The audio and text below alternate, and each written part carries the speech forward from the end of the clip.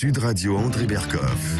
Ça balance pas mal. Berkoff, dans tous ses états, ça balance pas mal sur Sud Radio. Attaque sur le pont qui relie la Crimée à la Russie, réplique de la Russie en bombardant les centres stratégiques et les infrastructures d'Ukraine. Ça monte, ça monte, ça monte. Jusqu'où? Jusqu'à quand? Et pourquoi nous allons en parler, évidemment, dans cette émission et au cours des semaines. On ne va pas parler de tout, mais on va parler d'un ex-militaire français qui est réfugié en Russie et qui a demandé la nationalité russe, Adrien Bauquet. Adrien Bauquet, nous l'avions reçu il y a quelques mois, rappelez-vous, il était en mission humanitaire en Ukraine et il avait raconté les exactions qui se passaient du côté de l'Ukraine. Précisons ici avant tout, nous ne prenons pas parti, nous constatons. Nous ne sommes pas blancs et noirs, nous ne sommes pas le camp du bien face au camp du mal. La guerre est une chose terrible, c'est un triste cliché, et les exactions sont des deux côtés. En tout cas, les témoignages d'Adrien Bauquet avaient été très contestés, d'autres l'avaient approuvé, et il y a eu quand même quelque chose qui s'est passé. Il va nous dire quand, Adrien Bauquet, bonjour. Bonjour André. Bonjour Adrien Bauquet, vous êtes avec nous, vous êtes en direct de Moscou, voilà, c'est bien ça. Tout à fait, il y a un léger décalage d'1 ou 2 secondes, donc vous inquiétez pas, mais je suis à Moscou, oui. D'accord. Alors, je voudrais savoir ceci, c'est qu'il y a eu, vous étiez à Istanbul en Turquie, demandant au consulat russe un visa pour rentrer en Russie, et vous avez été pratiquement tué, vous avez failli être, disons-le, assassiné. Qu'est-ce qui s'est passé? C'était quelle date exactement d'ailleurs? Alors c'était le 26 septembre. Le 26 septembre, oui. Lundi 26 septembre. Pour remettre un petit peu le contexte, oui. Pour que tout le monde comprenne correctement, je suis au Donbass depuis le mois de juillet et je suis devenu journaliste indépendant de guerre. Je n'ai pas de carte de journaliste, je n'ai pas fait de journalisme. Comme vous le savez, on peut devenir journaliste indépendant de guerre, ce que je le suis maintenant. Je couvre ce qui se passe dans le Donbass depuis le mois de juillet. J'ai découvert pas mal de choses, et notamment l'utilisation d'une bombe française qui a été utilisée pour une attaque chimique le 11 août à Donetsk, qui a été présentée lors d'une conférence de presse début août, lors d'une conférence de presse antiterrorisme du Donbass, où là, nous avons présenté les preuves. À partir de ce jour-là, le soir de cette conférence de presse, l'armée ukrainienne et le SBU, donc les services de secret ukrainiens, ont proposé de l'argent sur les canaux Telegram pour me tuer et doubler la mise pour me tuer en Russie. Ça, mais c'est officiel, ça, parce que c'est grave ce que vous dites. C'est officiel. Il y a eu vraiment. Bien sûr, regardez. Oui. Regardez l'image que vous voyez, donc c'est excusez-moi du terme, c'est Mirovoret. Donc c'est le site officiel. Voilà, c'est le site officiel pour tuer les gens. D'accord. Alors attendez, à savoir que moi j'ai été. Oui, attendez, Adrien, parce que vous avez parlé de Mirovoret, on va reparler parce que l'important c'est que vous racontiez ce qui vous est arrivé. Mais Mirovoret, effectivement, c'est une liste qui existait depuis 2014, au moment des événements du Donbass, qui a été plus ou moins entre parenthèses et qui a été remise à l'ordre du jour. Mais alors dites-moi, dans Mirovoret, on fait la liste noire des ennemis de l'Ukraine. Mais alors j'ai regardé cette liste, j'ai pas tout, il y a des milliers de noms, mais il y a notamment Liseron Boudoul de TF1, Gilles Parot de TF1, Ségolène Royal, il y avait, je ne sais plus s'il est là, Éric Zemmour, il y avait Elon Musk, il y a Jean-Luc Mélenchon, Roger Waters des Pink Floyd. Vous confirmez ? Bien sûr, n'oubliez pas que cette liste est actualisée toutes les semaines, tous les mois. Et il y a une liste prioritaire, c'est-à-dire qu'il y a une liste de 100 personnes prioritaires où ces 100 personnes doivent être tuées le plus rapidement possible. Et il y a quelques jours, j'ai été mis en tête de cette liste. Quelques jours après la tentative d'assassinat d'Istanbul, on a remis cette fiche, on va dire, en haut du classement pour montrer qu'il faut que je sois tué rapidement. Deux choses, André. Depuis le début, on m'accuse d'avoir menti ou maintenant de faire de la propagande. Comment vous pouvez expliquer que je suis maintenant sur une liste noire à assassiner? Depuis quand on met des menteurs sur une liste gouvernementale à tuer? Ça, c'est la première question, pour que les gens comprennent bien ce qui se passe. Deuxième chose, effectivement, je me suis rendu donc à Istanbul le 26, car je suis toujours français officiellement. Oui. Et donc, du coup, pour travailler au Donbass, je dois avoir des visas. Et du coup, je vais récupérer des visas régulièrement à l'étranger. en l'occurrence à Istanbul. Donc, ce n'était pas la première fois que j'allais à Istanbul, mais mes déplacements à Istanbul étaient totalement secrets. Ça, faut bien le comprendre. Ouais. Donc, il y a eu une fuite, ou sinon, il y a eu un piratage du SBU. Ils ont réussi à récupérer les informations de mon voyage secret à Istanbul. À Istanbul, oui. J'ai été suivi. Donc, en fait, voilà, je suis allé à l'ambassade. Alors, qu'est-ce qui s'est passé? Racontez-nous, qu'est-ce qui s'est passé? Oui. Vous êtes allé à l'ambassade de Russie, oui. Voilà, je suis sorti de l'ambassade de Russie et là, des hommes m'ont suivi. À partir de là, on m'a donné des consignes de rentrer dans un centre commercial pour me protéger et ces hommes ont disparu. J'ai rejoint mon hôtel, je suis sorti le soir à quelques mètres dans mon hôtel pour acheter à manger et à partir de là, 2 hommes se sont jetés sur moi. Ouais. Un premier homme m'a tenu la tête en arrière et le deuxième a essayé de me mettre un coup de couteau sur la jugulaire. Je me suis contracté, donc le couteau s'est planté en fait sur la pommette, complètement dans l'os, donc à l'intérieur de l'os. Et après, donc je me suis battu en quelques secondes. J'ai été ouvert sur tout le bras, sur toute la main. J'ai pris 3 coups de couteau sur toute l'abdomen ici, avec une lacération de 20 cm. Ouais. D'accord. Ouais. Donc j'ai réussi à m'enfuir. Je me suis caché pendant une trentaine de minutes dans un endroit. Ils étaient en train de me chercher avec plusieurs voitures. La police et l'ambulance est arrivée et ils ont disparu. Pour bien comprendre, j'ai été transféré à l'hôpital avec la police, avec des policiers spécialisés d'Istanbul. J'ai été soigné rapidement. Puis, la police d'Istanbul elle-même m'a demandé de quitter le territoire car ils ne pouvaient pas garantir la sécurité et ma vie à Istanbul. Donc, quelques heures après, j'ai été amené donc à l'aéroport et j'ai été, entre guillemets, exfiltré à Moscou quelques heures après, voilà, pour ma sécurité, où j'ai reçu de nouveaux soins donc, à Moscou. Au total, j'ai eu 38 points de suture, pour que vous compreniez un petit peu le contexte. Rien de vital, mais beaucoup de plaies, notamment celle de la joue, qui a été très, très importante. Voilà. Donc, quelques jours après, vous pouvez regarder sur les canaux Telegram, des militants ukro-nazis ont été interceptés, on va dire, sur les canaux Telegram, avec des informations personnelles qui étaient diffusées sur des canaux Telegram, sur des militants. Vous concernant, sur des militants, oui. Me concernant, exactement. Oui. Du coup, les services spéciaux ont remonté ces canaux Telegram. Les services spéciaux turcs, vous parlez Turcs et russes. Turcs et russes. D'accord. 2 jours après donc mon attaque, un agent du renseignement du SBU a été arrêté. Oui. Et lors de la perquisition, on a retrouvé toutes les informations me concernant par rapport à Istanbul. Donc, on a la confirmation que c'est bien le SBU qui a commandité mon attentat à Istanbul. Ce que je suis en train de vous dire a été posté sur Telegram. Même des images de la perquisition, il y a 2 jours, a été diffusée sur les canaux de Telegram. Donc, j'invite tout le monde à aller voir et faire ses recherches. Vous allez tomber sur l'arrestation de cet agent de renseignement du SBU. Donc, on a une confirmation qui est faite par rapport à ça. La seule chose qui est étrange... Oui, dites-moi. Oui, alors, il y a une chose qui est étrange aussi, Adrien Bocquet. Il y a le site France Diplomatie, qui est le site du Quai d'Orsay, le site, effectivement, tout à fait officiel du ministère de l'Europe et des Affaires étrangères. Alors, il y a ceci. C'est laconique, c'est très peu, mais j'aimerais avoir... on ne comprend pas du tout. Voilà. Turquie. Il y a eu une conférence de presse, apparemment. Alors, il y a eu une conférence de presse, mais voilà, exactement. Alors, situation de monsieur Adrien Bocquet.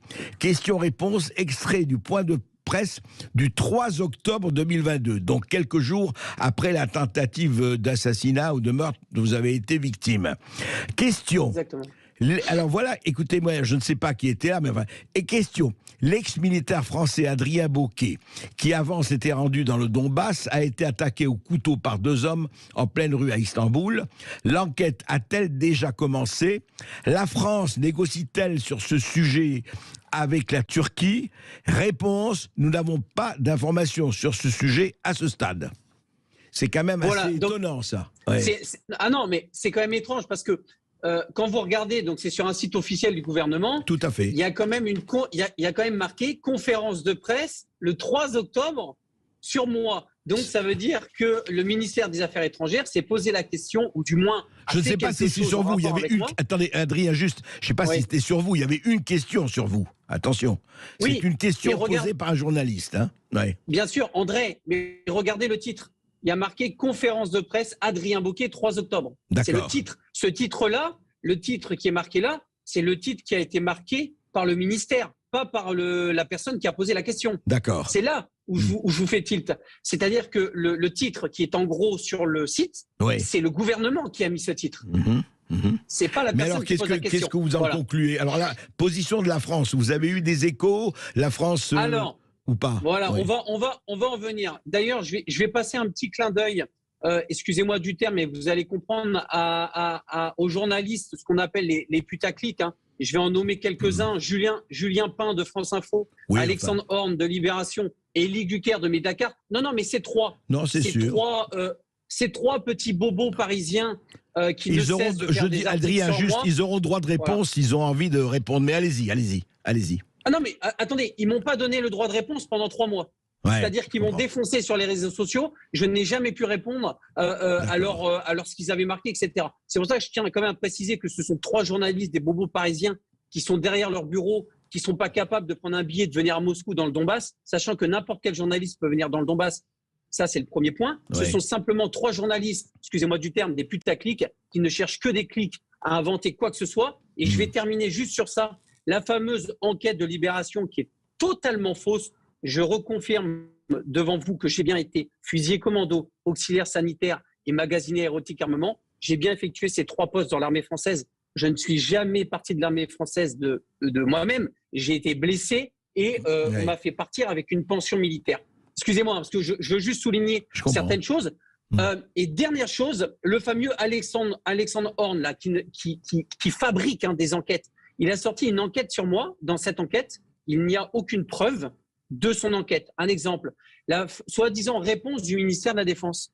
Où est cette réponse du ministère de la Défense? J'ai demandé à Libération à 3 reprises d'afficher la réponse du ministère de la Défense sur moi. Ils n'ont jamais voulu diffuser cette réponse. Je termine, voilà, là j'ai terminé. Non mais d'accord. Juste que vous compreniez bien. Je voudrais qu'on revienne à l'essentiel qui est effectivement. Voilà. Je comprends que vous ayez envie de répondre à ces journalistes qui, encore une fois, pourront nous répondre s'ils ont envie. Mais Adrien Bocquet, en fait, ce qui se passe aujourd'hui, c'est que je vous demandais les rapports avec la France. Vous n'avez plus de rapports actuellement. Je parle de la France, du gouvernement français, des officiels, etc. Vous avez des rapports ou vous n'avez plus de rapports? Non. Rien du tout. Comment vous expliquer? J'ai été attaqué, une tentative d'assassinat, donc un attentat à Istanbul. Aucun journaliste officiel de la France a relayé cet attentat, alors que pratiquement tous les autres pays ont relayé cette information. À votre avis, pourquoi? C'est cette question. Mais j'ai quand même été attaqué à Istanbul. La police était là et les preuves sont là. Voilà, enfin, je veux dire, j'ai été à l'hôpital, j'ai été expertisé. Il y a des caméras à Istanbul. Et on a vu les photos, il y a des caméras partout à Istanbul. Oui, tout à fait. Bien sûr. Adrien Bocquet, ce qui se passe aujourd'hui, juste par rapport à, on a vu là, il y a la riposte, effectivement une riposte massive de la Russie, effectivement sur les infrastructures, etc. Après ce qui s'est passé, Nord Stream, etc. Je vous demande pas, je veux dire, vous n'êtes pas sur le front. Je vous demande pas une analyse sur le terrain. Alors je l'ai été. Vous l'avez été, oui.